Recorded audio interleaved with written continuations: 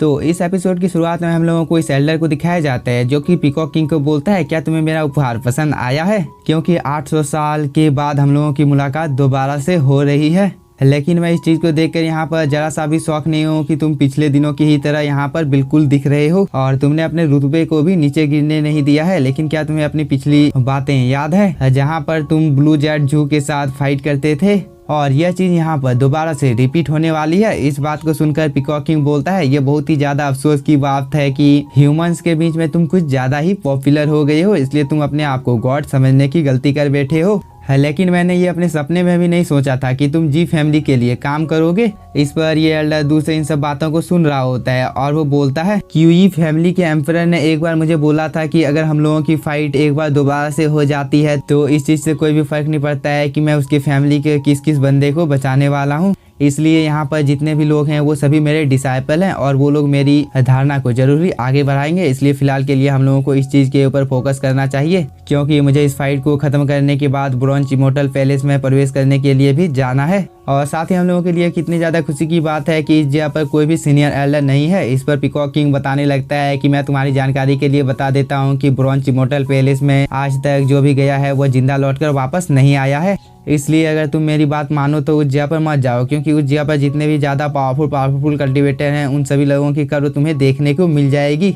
इस पर यह एल्डर बताने लगता है कि अगर तुम्हें इमोर्टलिटी को हासिल करना है तो तुम्हें इन सब छोटी चीजों से नहीं डरना चाहिए। और साथ ही हम लोग एक दूसरे के साथ बहुत दिनों से हैं, इसलिए आज इन सब चीजों को भूल जाने का टाइम आ गया है, क्योंकि हम में से कोई एक ही आज इस फाइट में जिंदा बचेगा। इस पर पीकॉक किंग बोलता है, तुम यहाँ पर डराने की कोशिश किसे कर रहे हो? पीकॉक किंग को क्या तुम्हें पता नहीं है कि मैं फाइट से कभी भी पीछे नहीं हटता हूँ? इस पर ये दूसरा एल्डर बताने लगता है कि बोट और मेचा के होली गॉड इस गेम से कब के ही बाहर हो चुके हैं, इसलिए क्या तुम्हें अभी भी लगता है कि तुम अकेले मेरे साथ फाइट कर सकते हो? इस चीज की वजह से यहाँ पर पूर्वी फॉरबिडन लैंड को बहुत ही ज्यादा नुकसान होने वाला है। इस पर पीकॉक किंग बोलता है, चलो ट्राई कर देख लेते हैं। और वो ये बोलकर अपनी पावर को एक्टिवेट कर इस एल्डर के ऊपर हमला करने के लिए चला जाता है। और इस मौके का फायदा उठाकर इफान और जिया से अपनी जान को बचाकर भागने लगते हैं। लेकिन तभी पीकॉक किंग बोलता है, चलो अब बिना कोई टाइम जाए कि हम लोगों के बीच की फाइट को शुरू करते हैं। और वो ये बोलकर यहाँ पर अपनी पावर को एक्टिवेट कर लेता है, जो कि बहुत ही ज्यादा होती है। और ये अटैक सीधे जाकर स्काई में लगा होता है, जिसकी वजह से यहाँ का मौसम बहुत ही ज्यादा बदल जाता है और स्काई से हजारों की तादाद में फायरबॉल इस एल्डर के ऊपर हमला करने के लिए जाने लगते हैं।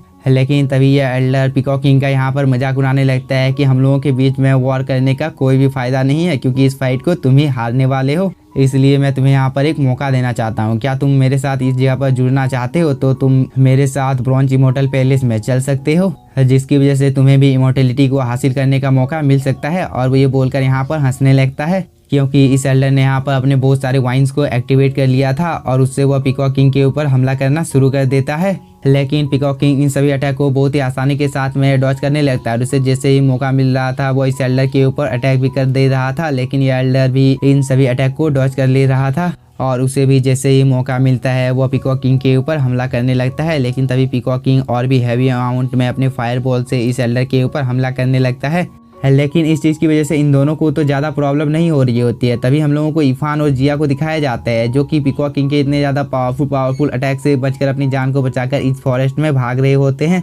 तभी इस एल्डर का वाइन्स भी इन लोगों के ऊपर अटैक करने के लिए आ जाता है और ये दोनों एल्डर आपस में यहाँ पर फाइट करने लगते हैं, जो कि बहुत ही ज्यादा खतरनाक था। लेकिन मजे की बात यह थी कि इनमें से कोई भी हार मानने का नाम नहीं ले रहा था। इसलिए पीकॉक किंग यहाँ पर बोलता है, तुम यहाँ पर अपनी एडी चोटी का भी जोर लगा दो, लेकिन तुम मुझे हरा नहीं सकते हो। इस पर ये एल्डर बोलता है, क्या तुम दिन में सपने देख रहे हो जो कि तुम्हें यहाँ पर ऐसा लगता है?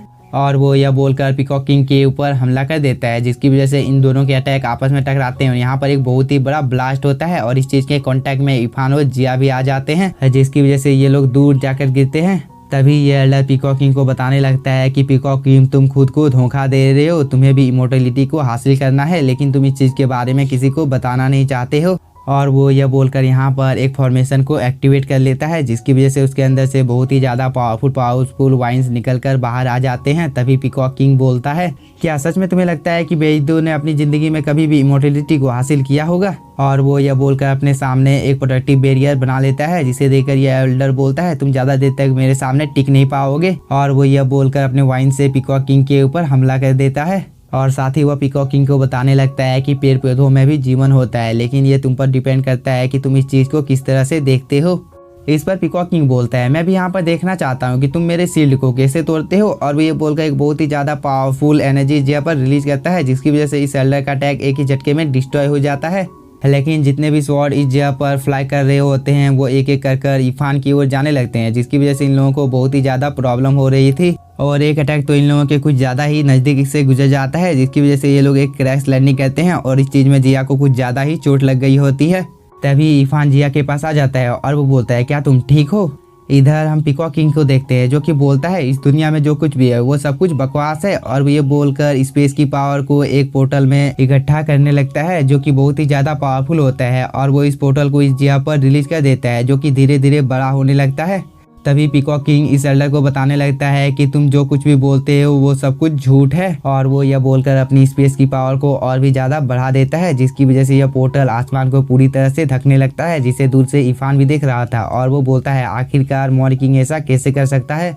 तभी जिया बोलती है, ये तो पीकॉक किंग का इंटेंशन है, जो कि बहुत ही ज्यादा पावरफुल है, इसलिए हम लोगों को जितनी जल्दी हो सके इस जगह से निकल जाना चाहिए। इस पर इरफान भी बोलता है हाँ। इधर हम इस एल्डर को देखते हैं जो कि पीकॉक किंग का यहाँ पर मजाक उड़ाने लगता है कि आज से 800 साल पहले से ही हम लोग इस दुनिया में जिंदा हैं, लेकिन मुझे यहाँ पर नहीं लगा था कि तुम इतनी घटिया टेक्निक को इस जगह पर यूज करोगे।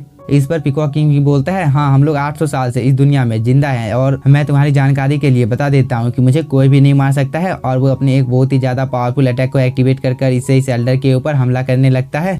इस पर ये एल्डर भी अपनी वाइन्स की पावर को बहुत ही ज्यादा बढ़ा देता है और साथ ही उसने यहाँ पर अपने एक फॉर्मेशन को भी एक्टिवेट कर लिया था। और वो पीकॉक किंग को बोलता है, चलो तब आज हम लोग इस चीज का फैसला कर ही लेते हैं कि हम दोनों में से सबसे ज्यादा पावरफुल आखिरकार है कौन। और वो यह बोलकर अपनी सैकड़ों वाइन्स से पीकॉक किंग के ऊपर अटैक कर देता है। तभी हम इरफान व जिया को देखते हैं जो कि इन वाइन्स के बीच से उड़ते हुए इस जगह से भागने की कोशिश कर रहे होते हैं। तभी एक अटैक आकर जिया को लग जाता है, जिसकी वजह से वो थोड़ी सी इंजर्ड हो जाती है और वो नीचे की ओर गिरने लगती है। इस चीज को देखकर इरफान थोड़ा सा घबरा जाता है और वो खुद को संभालते हुए जिया को बचाने के लिए उसके पास जाने लगता है। लेकिन तब तक जिया इस खाई के कुछ ज्यादा ही गहराई में चली गई होती है और वो नीचे गिर जाती है। तभी एक पत्थर आकर जिया के ऊपर गिरने ही वाला था, लेकिन तभी टाइम पर आकर इरफान इस पत्थर को रोक लेता है, जिसे देखकर जिया थोड़ी सी खुश हो जाती है। लेकिन इरफान को इस पत्थर को रोके रखने में बहुत ही ज्यादा प्रॉब्लम हो रहा था, क्योंकि एक एक कर इस खाई में और भी बहुत ही ज्यादा पत्थर नीचे की ओर गिरे जा रहे थे, जिसकी वजह से इरफान कुछ ज्यादा देर तक इन सभी पत्थर को होल्ड कर नहीं रख सकता है। लेकिन इसी के साथ हम लोगों का ये एपिसोड हो जाता है खत्म। तो देखेंगे नेक्स्ट पार्ट में कि इरफान और जिया इस जगह से बाहर निकल पाते हैं या नहीं। और अगर आप लोगों को वीडियो पसंद आया होगा तो चैनल को सब्सक्राइब कीजिए और वीडियो को like. Thank you for watching.